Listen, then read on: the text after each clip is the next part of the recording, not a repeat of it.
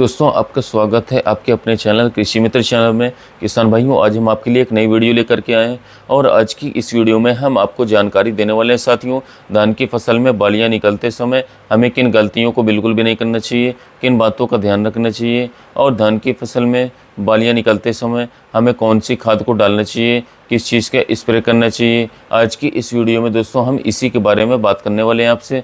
किसान भाइयों, इस समय पर आपकी धान की फसल में बालियां निकलने का समय आ चुका है। आपकी धान की फसल इस समय पर गोबावस्था में होगी और आपकी धान की फसल में इस समय पर किन किन बातों का ध्यान रखना चाहिए, कौन सी गलतियां बिल्कुल भी नहीं करना चाहिए, जिससे कि आपकी धान की फसल में अधिक से अधिक मात्रा में बालियां निकलें, बालियों में दानों की संख्या भी खूब अधिक मात्रा में देखने को मिले। आज की इस वीडियो में हम आपको इसी के बारे में बताने वाले हैं। जो भी किसान भाई हमारे कृषि मित्र चैनल पर पहली बार आए हैं तो इस चैनल को सब्सक्राइब कर लें, वीडियो को लाइक करें और अपने किसान मित्रों तक शेयर भी कीजिएगा। दोस्तों किसान साथियों, सबसे पहले तो हम बात करेंगे कि हमें अपने धान की फसल में बालियां निकलते समय जो हमारे धान की फसल गोबावस्था में होगी तो किन किन बातों का ध्यान रखना चाहिए, कौन सी गलतियां बिल्कुल भी नहीं करना चाहिए जो कि अक्सर किसान भाई कर बैठते हैं। सबसे पहले गलती यह है कि बहुत ढेर सारे किसान भाई जो हैं जब अपने धान की फसल में NPK या फिर कोई अन्य खाद या फिर टॉनिक का इस्तेमाल करते हैं तो उसके साथ कीटनाशक और इसके साथ साथ फफूंदनाशक, इंसेक्टिसाइड और फंगिसाइड दोनों को मिला करके एक साथ अपने धान की फसल में स्प्रे कर बैठते हैं। यह सबसे बड़ी गलती है जो कि आपकी धान की फसल को काफ़ी ज़्यादा नुकसान पहुंचाती है। अगर आपकी धान की फसल में किसी भी प्रकार के फफूंद जनित रोग लगे हुए हैं या फिर कोई भी तना छेदक या फिर पत्ता लपेटक जैसा रोग लग गया है तो उसके लिए आप अलग से कीटनाशक या फिर फंगिसाइड का स्प्रे करें। एक साथ दोनों को मिला करके NPK या फिर किसी भी अन्य खाद जैसे कि बोरोन के साथ, इन सभी चीज़ों के साथ मिला करके बिल्कुल भी स्प्रे न करें। अगर आपको स्प्रे करना है तो सिर्फ कीटनाशक का स्प्रे करिए मिला करके या फिर सिर्फ फंगिसाइड का स्प्रे करिए। फंगिसाइड और कीटनाशक, इंसेक्टिसाइड, इन दोनों को एक साथ मिला करके आपको बिल्कुल भी स्प्रे नहीं करना है। यह आपकी धान की फसल में के लिए काफ़ी ज़्यादा हानिकारक हो जाता है क्योंकि किसान भाइयों, इंसेक्टिसाइड और फंगिसाइड आपस में रिएक्शन करके एक अलग से केमिकल बन जाता है जो कि आपकी धान की फसल को काफ़ी ज़्यादा नुकसान पहुंचाता है।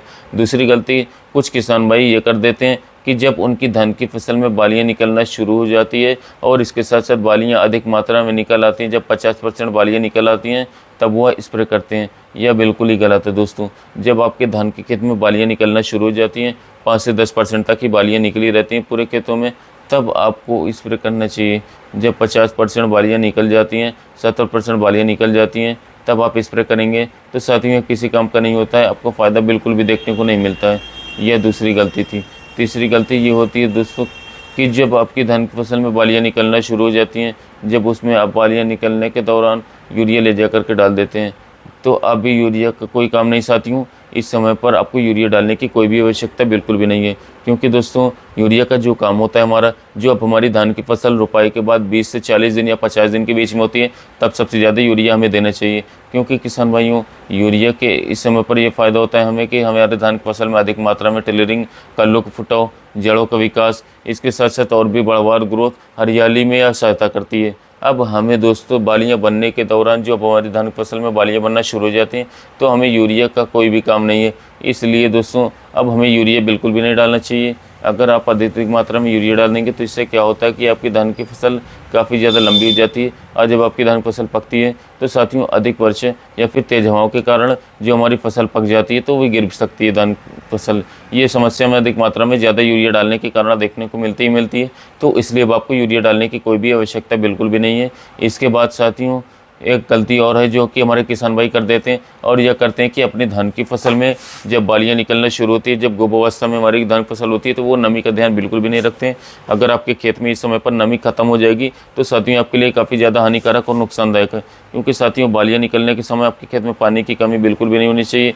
पानी अगर पर्याप्त मात्रा में रहेगा, नमी बरकरार रहेगी तो साथियों आपकी धान फसल के लिए काफ़ी ज़्यादा अच्छा रहेगा, ज़्यादा फायदेमंद रहेगा। इसलिए किसान भाइयों, आपको अपनी धान की फसल में इन गलतियों को बिल्कुल भी नहीं करना चाहिए। इसके बाद किसान भाइयों एक गलती और है किसान साथी जो कि करते हैं, वो ये है कि अगर आप अपने धान की फसल में NPK का स्प्रे करना चाहते हैं तो आप बालियां निकलने से पहले करें। आपकी धान की फसल जब गोबावस्था की शुरुआत होती है तो साथियों करेंगे तब आपको ज़्यादा बढ़िया और अच्छा रिजल्ट देखने को मिलता है। इससे क्या होता है कि आपके धान के खेत में अधिक मात्रा में बालियां आपको देखने को मिलती है। बालियों में दानों की संख्या भी खूब अधिक मात्रा में देखने को मिलती है। दोस्तों किसान भाइयों, अगर आप भी स्प्रे समय पर करेंगे तो आपको काफ़ी बड़ी और अच्छे रिजल्ट देखने को मिलेंगे, जिससे कि भविष्य में आपका जो धान का उत्पादन है दोस्तों वह भी आपको 20 से लेकर के 25% तक बढ़ करके देखने को मिलता है। किसान भाइयों, अब हम बात करेंगे कि इस समय पर अपने धान की फसल में हमें कौन सी खाद को डालना चाहिए। अगर आप अपने धान की फसल में अभी तक पोटाश खाद को बिल्कुल भी नहीं डाल पाए हैं तो सबसे पहले आप अपने धान की फसल में पोटाश खाद को डाल दीजिए। पोटाश के साथियों आपके धान की फसल के लिए काफ़ी ज़्यादा जरूरी होती है। जब हमारी धान की फसल गुबावस्था में होती है तो इस समय पर सबसे ज़्यादा कार्य जो होता है वही पोटाश का ही होता है। पोटाश आपकी धान की फसल में अधिक मात्रा में बालियों बनने में सहायता करेगा, बालियों में दाने की संख्या को बढ़ाएगा, बालियों को चमकदार, वजनदार और इसके साथ साथ मोटा बनाएगा, जिससे कि हमारी जो धान की फसल होती है उसमें हमें काफ़ी ज़्यादा अधिक मात्रा में उत्पादन देखने को मिलता है। साथियों, अगर हम बात करें पोटाश की मात्रा के बारे में तो दोस्तों आपको अपने धान के खेत में 1 एकड़ खेत में कम से कम बात करें तो 20 से 25% तक 20 से 25 किलो पोटाश डाल सकते हैं। जो मोपी पोटाश आता है, म्यूरेट ऑफ पोटाश, इसको लेकर के अपने धान की फसल में 20 से 25 किलोग्राम तक डाल दीजिए, जिससे आपकी धान की फसल में आपको काफ़ी अधिक मात्रा में उत्पादन देखने को मिलेगा। और किसान भाइयों, अगर आपने अपने धान के खेत में पोटाश खाद को डाल चुके हैं, इसके साथ साथ और आप स्प्रे करना चाहते हैं तो स्प्रे करने के लिए आपको लेना होगा NPK 0/34 को। इसमें आपको दोस्तों 52% तक फास्फोरस और 34% तक पोटाश देखने को मिलता है। किसान भाइयों, इस समय पर आपकी धान की फसल में इस NPK का सबसे बड़ा रोल होता है। यह NPK जो है वाटर सोल्यूबल न्यूट्रिएंट फर्टिलाइजर है, जो कि आपकी धान की फसल में सबसे ज़्यादा अच्छा और इसके साथ साथ सबसे अधिक मात्रा में दोस्तों उत्पादन बढ़ाने में कार्य करता है। इससे क्या होता है साथियों कि आपकी धान की फसल में बालियाँ बनने में सहायता होती है। NPK 0/34 NPK का स्प्रे नहीं किया तो जल्द से जल्द अपने धान की फसल में इसका स्प्रे कर दें। इसके साथ आपको एक चीज़ और लेना है साथियों, वो लेना है बोरॉन। बोरॉन किसान भाइयों आपकी धान की फसल में जो आपके दाने बढ़ते हैं वो उनको सहायता करता है कि हर बालियों में दाने की संख्या एकदम पर्याप्त रहे, कोई भी दाना अगर आप पर खाली ना रहे, पट्टा न रहे, जिससे कि हमें अधिक से अधिक मात्रा में उत्पादन देखने को मिलता है। अगर हम बात करें इनकी मात्राओं के बारे में तो किसान भाइयों आपको NPK लेना है 1 से 1.5 किलोग्राम प्रति एकड़ के हिसाब से, और इसके साथ साथ बोरॉन की मात्रा आपको लेनी है 100 से 150 ग्राम प्रति एकड़ के हिसाब से। दोनों चीज़ों को आप एक साथ मिला करके अपने धान के खेत में स्प्रे कर सकते हैं। दोस्तों स्प्रे करने के लिए साथियों आपको 100 से 150 लीटर पानी चाहिए।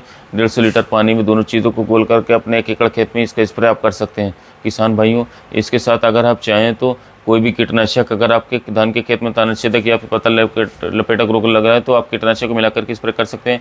अगर आपके धान के खेत में कोई फफूंदीजनक रोग लगा है, जैसे कि ब्लास्ट रोग हो गया, सीड ब्लाइट हो गया या फिर कोई भी और फफूंदीजनक रोग लगा है, तो उसके लिए आप कोई भी फफूंदीनाशक को मिलाकर के स्प्रे कर सकते हैं। लेकिन साथियों कीटनाशक और फफूंदीनाशक फंगीसाइड दोनों को मिलाकर के एक साथ बिल्कुल भी स्प्रे नहीं करना दोस्तों। अगर आप दोनों को एक साथ मिलाकर के स्प्रे करते हैं तो साथियों आपकी धान की फसल को काफ़ी ज़्यादा नुकसान पहुंचाता है। किसान भाइयों, अगर आपको हमारा ये वीडियो अच्छा लगा हो तो चैनल को सब्सक्राइब कीजिए, वीडियो को लाइक कीजिए। साथ ही मिलते हैं नए वीडियो में नए टॉपिक के साथ।